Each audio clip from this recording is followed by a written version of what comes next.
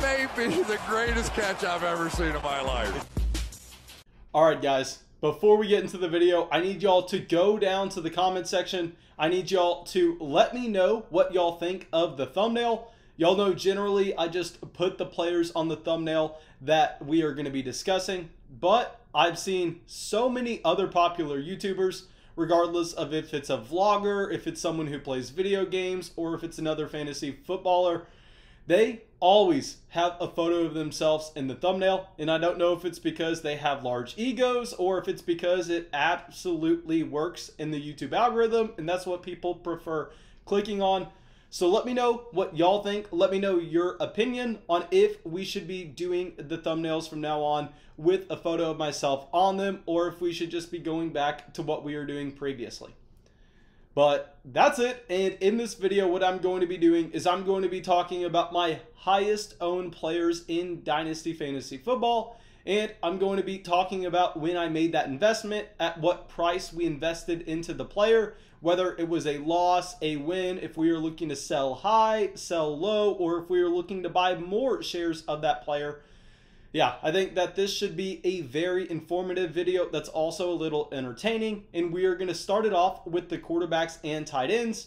Hopefully we can get through more positions in this video. I'm going to try to keep it around 12, 13, 14, 15 minutes. Don't want to go too much longer than that, so maybe we have to break it in to separate positions and make extra videos. But anyway, let's just dive into it. And let's start it off with the quarterback position. And let's start it with a quarterback that I was so high on in rookie drafts. And it's not because I thought he was going to be an above average quarterback at the NFL level. It's not because I thought he was going to be some fantastic starter for the Philadelphia Eagles. But with Jalen Hurts, the reason that we were drafting him almost every single draft at the end of the second round or at the beginning of the third round in our Dynasty Superflex rookie drafts last offseason was simply because we understood how the quarterback position works in fantasy football. I mean, once you understand that when you are drafting a quarterback, they have to have the rushing upside. And if they do not have that rushing upside, they generally don't have the upside to be top 6 quarterbacks in fantasy unless you're getting a Patrick Mahomes. I mean, you are not going to often hit on a quarterback that has that elite level upside if you are going to be taking the Tom Brady, the Drew Brees, the stable quarterbacks that do not have the mobility. And with Jalen Hurts, I was just betting, saying, hey, you know what? Even if there's only a 30% chance we see him starting, whether or not that's due to Carson Wentz playing extremely poorly, whether or not that's due to another Carson Wentz injury, as soon as Jalen Hurts gets the start, we know with what he was able to do with rushing the ball at Oklahoma, this is a quarterback that would be a quarterback one in fantasy, and his value would pretty much triple with what we are investing in right now. So clearly we can look back at this investment 9 months later and say it was a smart call. I am very happy we made it. But honestly, going forward, I mean, I think we are going to be looking to sell some of our shares of Jalen Hurts. And I've been saying this throughout our mock drafts this offseason, where we are looking at Jalen Hurts going in the third round. We are looking at a player like Carson Wentz going so much later. We are seeing Carson Wentz go in rounds 12 and 13. And I am saying I definitely would prefer having Jalen Hurts over Carson Wentz in Dynasty. There's a reason we have Jalen Hurts in so many leagues. But I don't think the gap should be that large. I think what we are going to see happen is this is going to be a quarterback battle this offseason between Jalen Hurts and Carson Wentz, where Jalen Hurts will most likely win. And I understand the new head coach coming in has been saying that Carson Wentz is going to be the starter. But guys, please just put yourself into his shoes. Put yourself into a person who is interviewing for the head coaching position of the Philadelphia Eagles. Are you going to go into that job interview going, you know what? I watched the film. Carson Wentz is one of the worst quarterbacks in the NFL. There's no way in hell he is going to be starting for this franchise. Y'all made a horrendous investment in giving him that much guaranteed money. Jalen Hurts is going to be our man. Or are you going to go into that job interview and tell the front office and the fan base going, you know what? I can save Carson Wentz. You sign me. You let me be the head coach for the Philadelphia Eagles. I'm going to turn Carson Wentz around and that investment that you made into him with all that guaranteed money into being an above average starting quarterback at the NFL level yet again. I mean, obviously, if you're going to be applying for that head coaching position, you're going to be trying to hype up Carson Wentz. You're going to be trying to make it sound as if he is going to be an impact quarterback for you and not just a backup type player. So please don't read too much into that situation.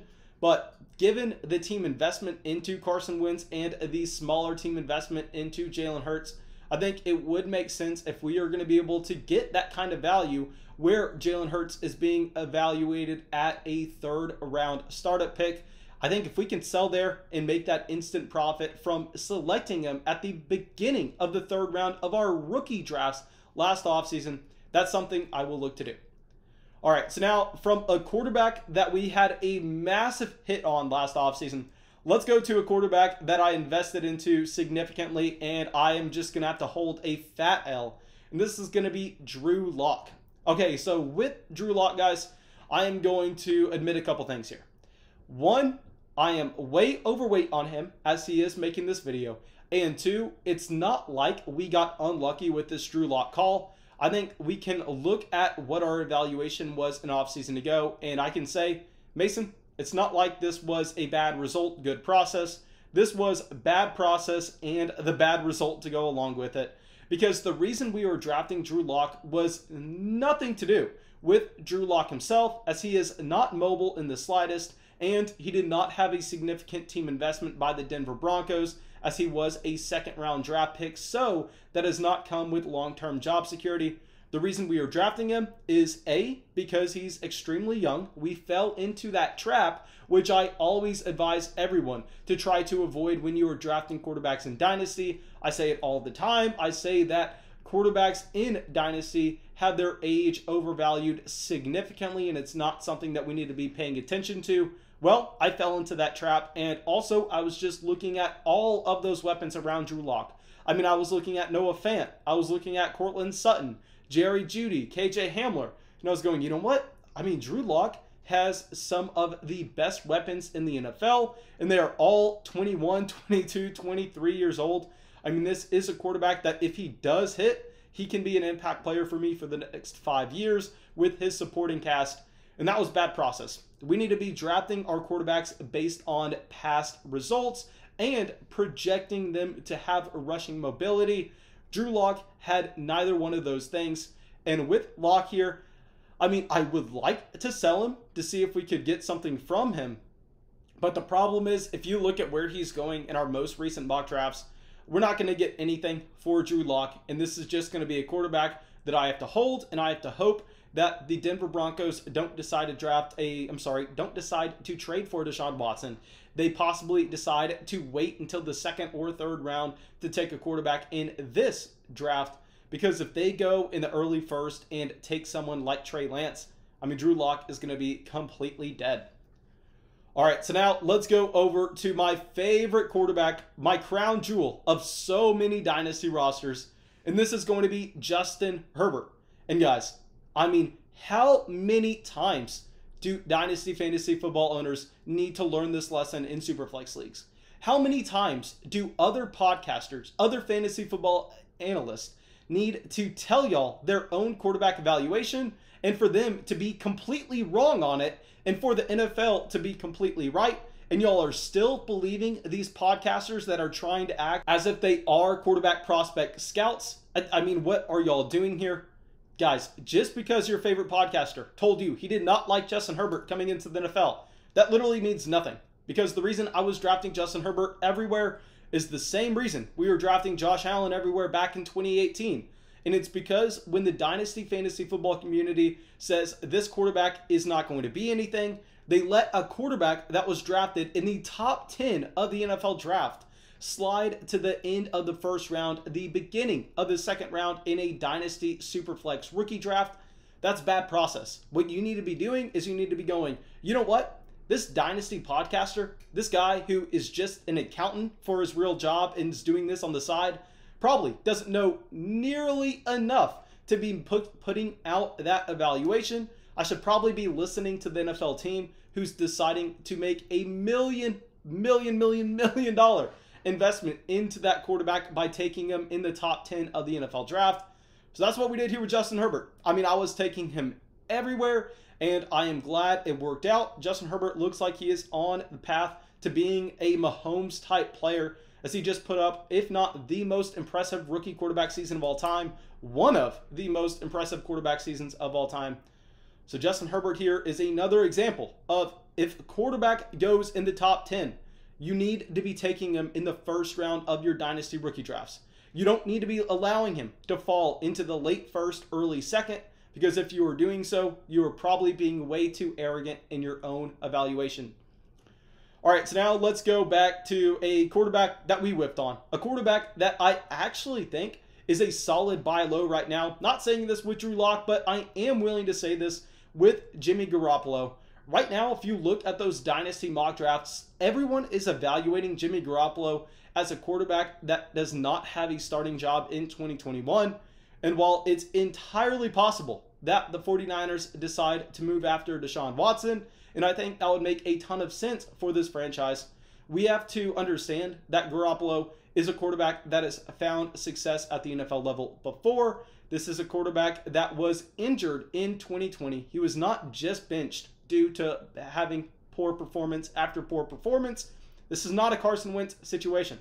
So with Jimmy Garoppolo, I think we say, you know what? If somehow he does go back to being the starting quarterback for the 49ers, he is going to be throwing the ball to George Kittle, Brandon Ayuk, Deebo Samuel, and possibly Jalen Hurd, one of my favorite late round dynasty startup selections right now.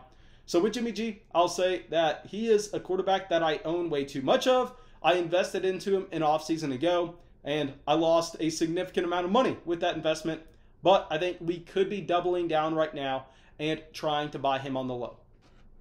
Okay, so it looks like we are already hitting this 12-minute mark where we're not going to have that much more time to go through every position. So what I'll do for this video is I'm going to do the quarterbacks and then tight ends, and then I'll go through and make a wide receiver and running back video for tomorrow. But let's dive into our tight ends here, and let's start it off with a tight end that is still extremely young. I mean, 22, 23 years old. Irv Smith Jr. right now may just be one of the best values in Dynasty Fantasy Football, where we know at the tight end position, this is a position where you are never expecting production right away. You are always expecting a rookie tight end and a sophomore year tight end to be just developing, because it takes so much time to learn both an offensive lineman position and being a wide receiver running routes. So with Irv Smith being extremely young, has already shown the ability to be productive when he is out there running routes for the Minnesota Vikings, combined with the fact that if you look at that Kyle Rudolph contract, he could easily be cut this offseason. I think that Irv Smith is another one of these players similar to Jimmy Garoppolo, where I bought into Irv Smith an offseason ago. With Irv Smith, I haven't lost any value. I think his value is maintained. In my opinion, I think it should have risen based on what we saw his second year in the NFL. I am definitely going to be going out there, sending out more Irv Smith Jr. offers, and he could easily be my highest owned player across all positions at the end of this offseason. Okay, so now our next tight end is going to be someone that I should not have invested into as much as I did, but this is going to be Mark Andrews. And here with Mark Andrews, it's hard for me to say where exactly this went wrong, because if you looked at his efficiency numbers with fantasy points per snap played in 2019, Mark Andrews looked like he was on pace to being an elite tight end. I mean, his efficiency numbers were some of the best of all time, but I mean, he really was not able to take advantage of Hayden Hurst leaving this offense in 2020. So I'll say maybe this is a situation where I have fallen into another piece of advice that I always try to give out, and I did not listen to it. I mean, y'all know I always say fade efficiency, buy into the projected opportunity. And with Mark Andrews, we paid a premium for that efficiency, knowing that efficiency is volatile season to season. That's quite possibly something that we just got wrong. And with Mark Andrews, this is also a player that decided to go to Oklahoma to play college ball voluntarily. And when that happens, you always have to question the player's decision making. This is exactly what I said with Hollywood Brown. But anyway, with Andrews, I mean, it's kind of polarizing. I don't know what I'm going to do. I think right now I'm going to be holding the shares I have. I don't think I'll be doubling down buying any more in the future, but I'd love to hear your opinions down in the comment section below. Now, thank you guys. I really wish y'all all the best, and I'm going to be making this video with our running backs and wide receivers as well. I hope y'all enjoyed it. I hope y'all got something from it. And thank you, and have a great day, guys.